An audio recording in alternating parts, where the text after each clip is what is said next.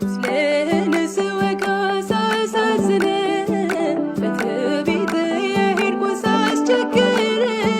ፊት ሲከብድብኝ ስትቆጣ ጅራፍ ስታነሳ ልትቀጣ ወዲያው ደግሞ ተንበርክኬ አልቅሼ ጌታ ማረኝ ስል ተመልሼ በዚያው ክትታይ ደም ጨርሶ እጄ